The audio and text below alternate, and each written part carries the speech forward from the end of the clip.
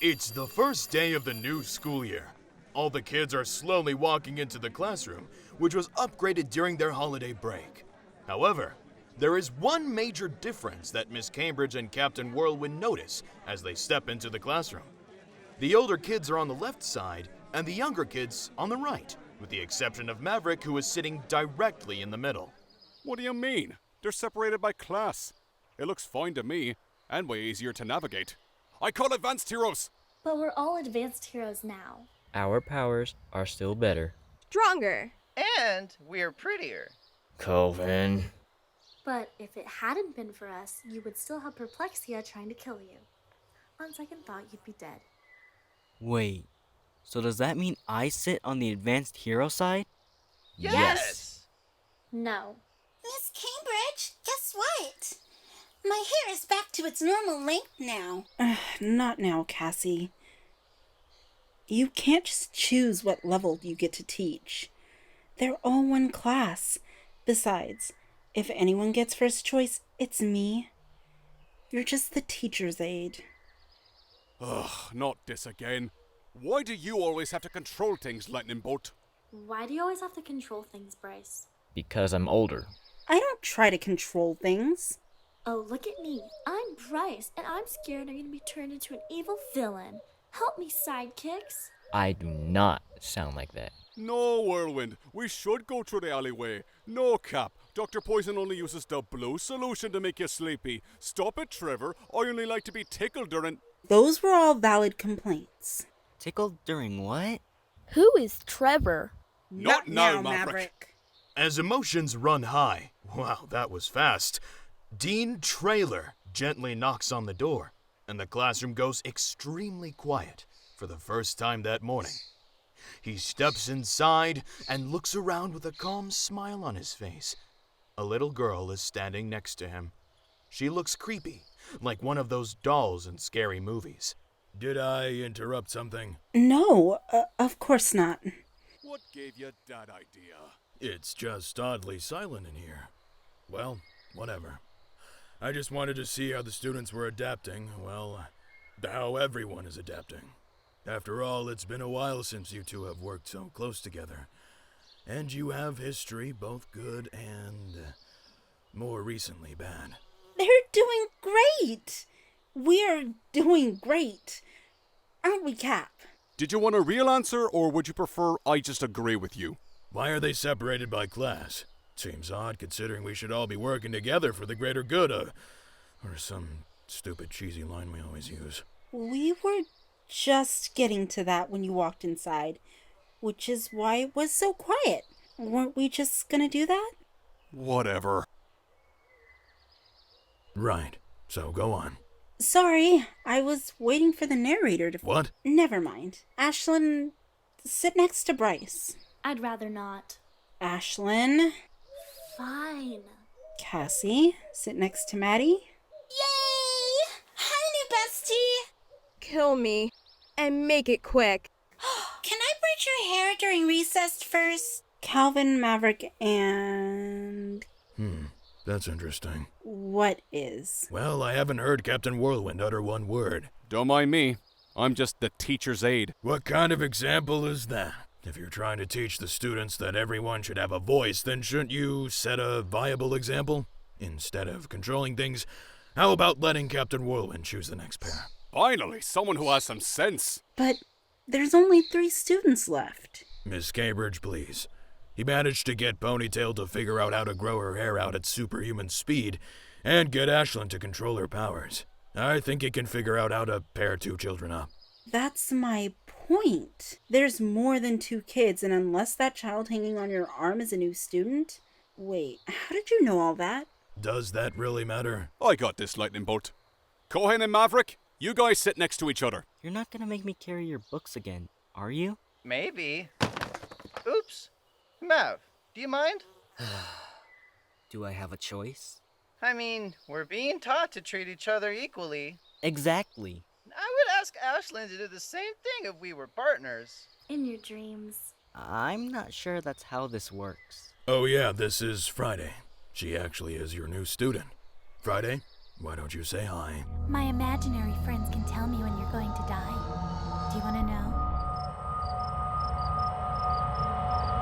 Right, I forgot she doesn't talk much.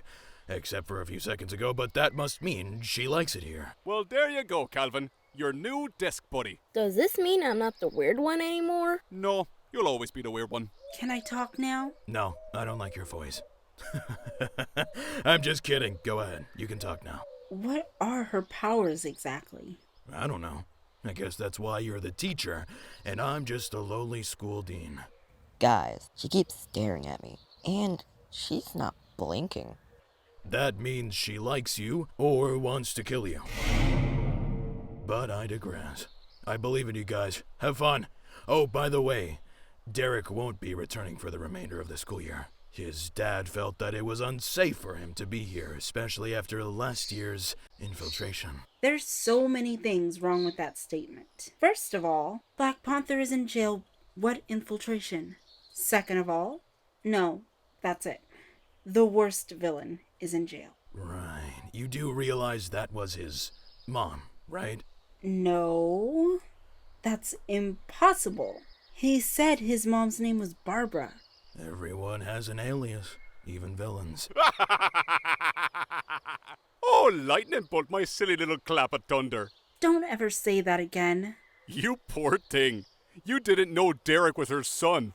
Why else do you think he kept trying to choke me? Because he didn't like you. No good self-respecting person would. Wait a minute, am I the last to know everything around here? As the door closes... Sorry, go ahead. Where the heck have you been? What are you talking about? I've been here the whole time. I think Miss Cambridge has finally lost it. In the Sidekicks' new classroom with the new instructor, Miss Callahan looks adorably annoyed. She leans against the office chair she's sitting in and spins around like a 13-year-old while Croc is throwing a baseball up in the air, then catching it repeatedly. Can I take this stupid costume off? I look like an old lady. It's not your usual get-up, but Fourth Wall said you have to stay put in case the heroes decide to barge in. But this is so boring. I don't even have a class to teach. At least Black Panther had a classroom with kids to torture. I think Fourth Wall said the admission was really low.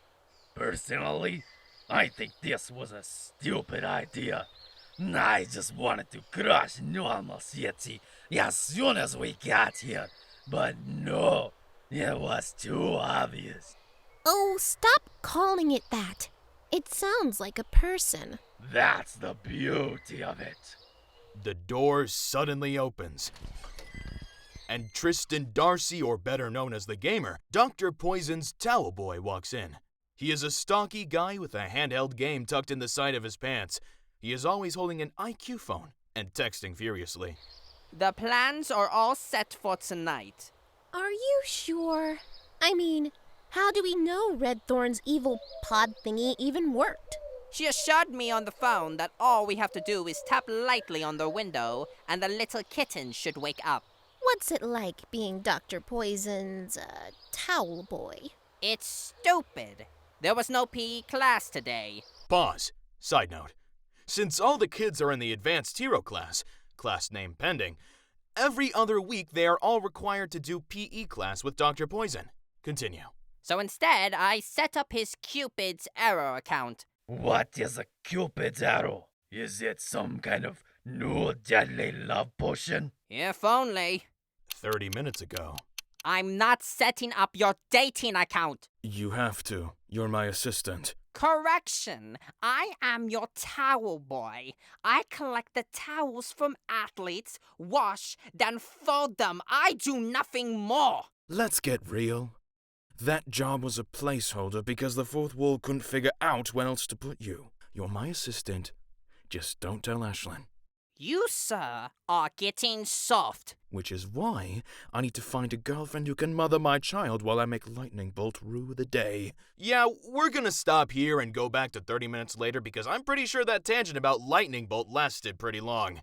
Aw, poor little Gamer. Much later that night, at Normal City Jail, we see a familiar figure pacing back and forth. Two shorter figures step out of a vehicle with red eyes, following behind the Gamer and Perplexia. It looks like a jailbreak, but surely there must be some guard standing nearby who could do something to stop. Or not.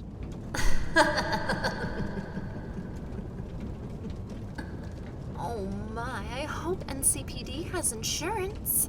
Oh well, let's go, my little kittens. You have school tomorrow and you simply can't be late. I thought you changed your name to Black Maze. Shouldn't your entourage be called something other than kittens? I like the nickname Kittens. It has character.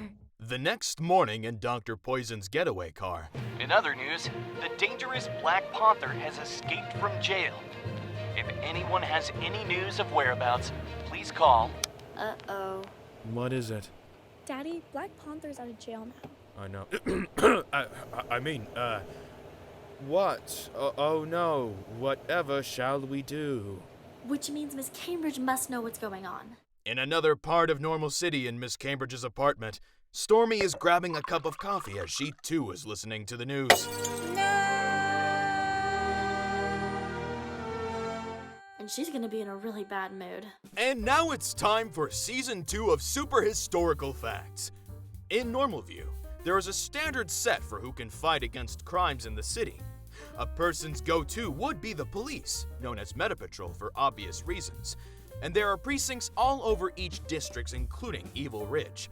However, if there is a villain that has a power that can't be managed by the Meta Patrol, they call in the elite superheroes, like Lightning Bolt or Steelfire. The only kicker is unless they've signed an agreement with the Meta Patrol, they can't go traipsing around saving the universe from all destruction.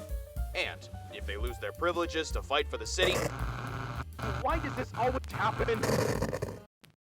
And I want some carne asada fries, a milkshake. I don't think you can find those in the same restaurant, mistress. I don't care how you do it. Just do it. I was in jail for 6 months. At least you got out on bail after 2 weeks with a warning. Who paid your bail anyways, and why did they forget about me? Who can say? Are you hiding something from me? Of course not, mistress. Although, you did just get out in time. Phase 2 is starting. Oh, goody. To be continued.